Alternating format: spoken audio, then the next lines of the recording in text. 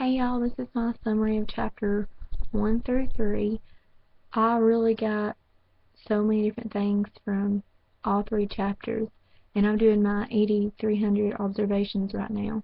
And after reading these three chapters and watching how the teacher teaches, I could really point out some of the things that I had read in his book into how she was teaching the kids. But in chapter 1, the 8 intelligences, which is linguistic, spatial, bodily kinesthetic, musical, interpersonal, natural, and mathematical. Personally, I'm bodily kinesthetic. If a teacher gets up in front of me and writes a math problem out on the board, it can go over my head and I will never learn how to do it. But whenever I take the math problem and go by myself and try to do it myself and figure it out for myself, I do so much better. I've always been more of a hands-on kind of learner. Like many of the kids in the classrooms that I've been observing, I can do one subject good and the other subjects are terrible. The kids will bring me some math and they'll ask me for help in math and I won't know how to do any of it. But if they bring me history or science, then it's easy for me, it's a breeze.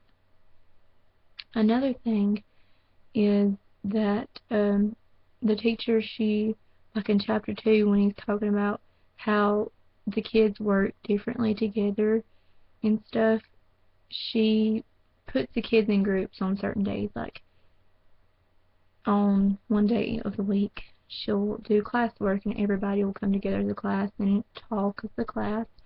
And then the next day she will have 2 kids work together, but the 2 kids that she has together will be like 2 bodily kinesthetic kids or 2 mathematical kids.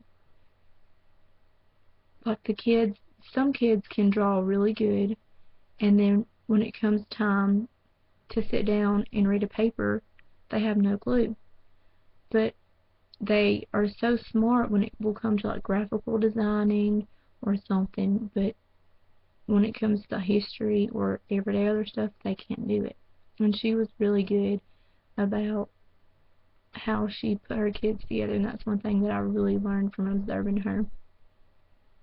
And in chapter 3, the one thing, most of all, that I got was I babysit a 5-year-old who has several intellectual disabilities, and she really works bodily kinesthetic too. She's a really smart child for everything she's been through, and she works really bodily kinesthetic. She works really hands-on.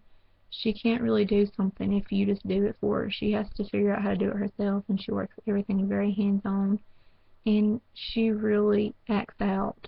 If you're trying to get her to learn one way, and say if you're trying to get her to do something in a musical way, she might not be able to do it that way, but she would be able to do it hands-on if she learned how to do it herself.